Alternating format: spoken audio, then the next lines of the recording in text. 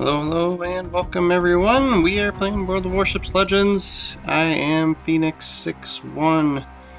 We play this game a lot, don't we?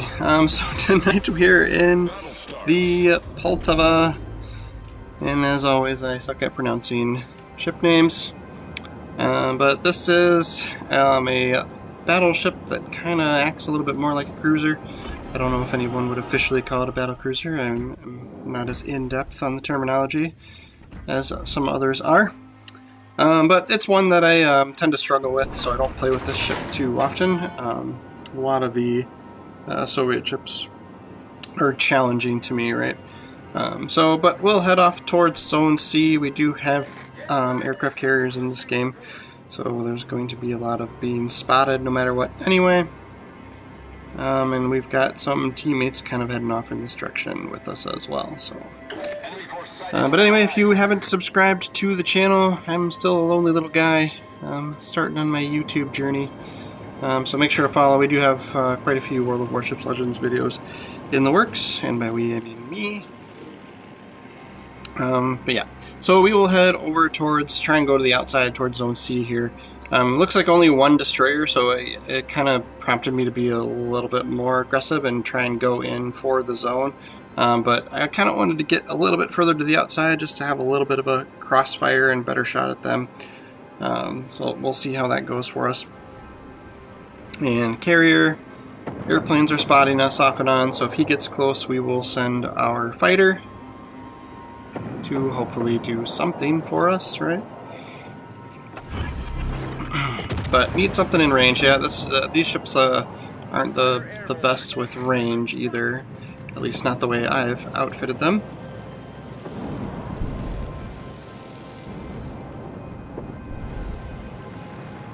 And we finally see this Ganizana here is in range for us. Kind of just, I was hoping to just give it a second before firing, because I thought maybe he was kind of moving forward, but it looks like he's either stationary or moving backwards.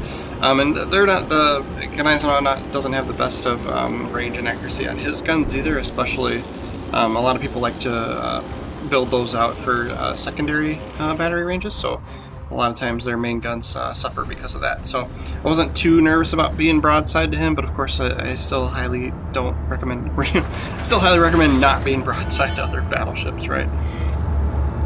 So we'll continue to press on here since we're kind of getting away with it. And now I'm kind of like, hindsight's 20/20, but probably should have just headed right for the zone. So we don't seem to have a lot of competition over here. There is a smoke screen there. So there may be their destroyer up ahead. So we will have to kind of keep that in mind. But right now we just need something to shoot. So we got 4 hits with our last salvo and no damage done. So hopefully we can do a little bit better here. Otherwise we may have to, this is kind of a game where, like, if you're not playing it like crazy and you don't know all the different armor thicknesses and calibers and stuff of all the guns, experiment. Like, if you're not doing damage with AP shells, switch to the high explosive, switch to the H, light some fires on him. Especially since he's not broadside, like it's much easier, typically to do way more damage if the enemy ship's broadside to you. So you hit him right between the gun turrets for the most part. Again, it's always a little bit different for each ship.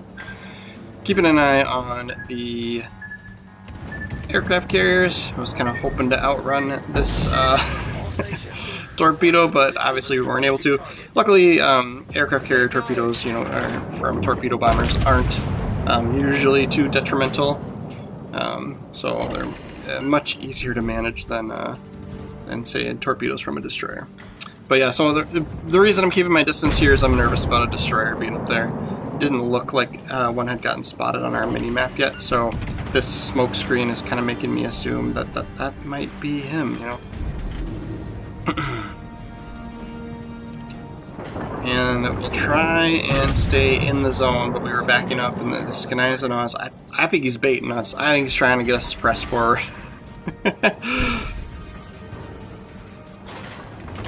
That smoke screen is still out there.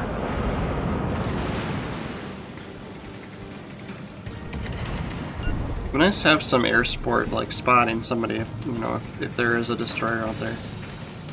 I'm not sure what he's doing.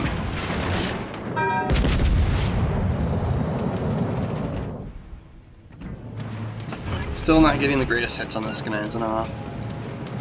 Like, for all of that we've fired so far, like 25 grand.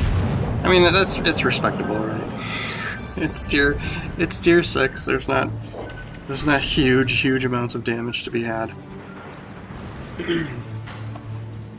But yeah, this battle with this Gneisenau just felt like it took forever. And like we have so many allied ships on our side here too. It's like, what is everybody doing? Like, where are you guys shooting? So finally we get rid of him, and somehow we get the kill, even though there's all these ships over here. So now I'm just kind of trying to decide, like, what do I even do next here? Like, part of me, yeah, and finally that destroyer's showing up. And of course he's going for, you know, we're not in a decent position to shoot him, so I'm hoping these other guys on our team, like, I'd have to do a full, like, 180 and get these turrets, you know, spun around. So ideally a destroyer going for your aircraft carrier, it's nice if everybody can team up on him. But I just didn't feel valuable doing that at the moment. He's got himself, and there's 3 other battleships closer. I kind of was hoping my team would be a team and help take him out, but you'll see me shoot destroyers in battleships all the time. I feel like with destroyers, nobody wants to shoot them, right? Like, everyone thinks it's somebody else's responsibility, and of course that's exactly what I'm doing right now. We didn't pay too much attention to the little island symbol when we took that shot, but basically if you see the little mountainous marker, that means you're gonna hit land instead of ship. But I pulled the trigger anyway. Sometimes when you zoom in like too quickly and then fire the guns like too quickly after zooming in, that symbol won't have shown up. And for some reason in my mind, I'm like, maybe if I just do it quick, it'll still work. No, it still hits the island. So something to keep in mind. Give your shot a second. I know we were trying to rush it because he was back behind that island and potentially would go unspotted, which he did.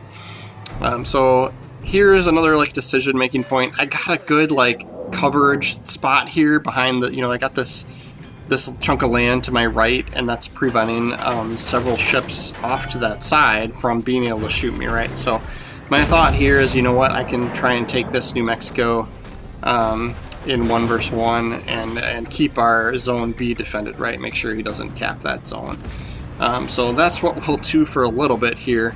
The cruiser back up to our top left was running away, so I didn't feel like chasing him. I feel like, you know, like a lot of times when ships are, if they're running away from the fight, like if they're too far away from the zones or too far away from other ships, like just like let them go. Like the game only lasts so long.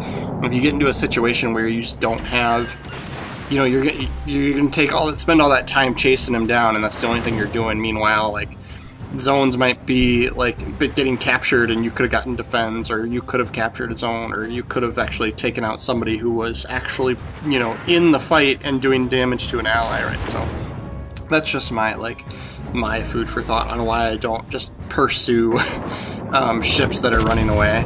Let them go. You know, it's always circumstantial. It just always depends on what else is going on. But we get a good hit against this New Mexico. Finally, some AP into his side, which he's, you know, angled pretty good for us here. And then of course we're getting the defend banners, which is super valuable. So that kind of stuff, like even if, you know, like with this game, even if you don't win, if you're getting stuff done, you're gonna earn XP and earn credits to kind of, you know, help you progress through if you're trying to unlock ships and whatnot. So always good to get defend banners. We're just like not doing, it's the New Mexico is 6, like I feel like we're just not doing a lot of damage to him, and it's kind of frustrating. He is pointing towards us, so that does make it a little bit tougher.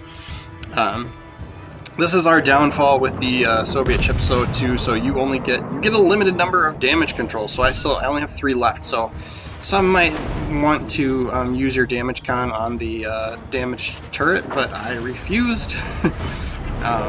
Just because I want to save those in case I get fires or floods. I would rather have my health than, you know, and use a turret for, you know, 20-30 seconds, whatever it was. So that was my decision there.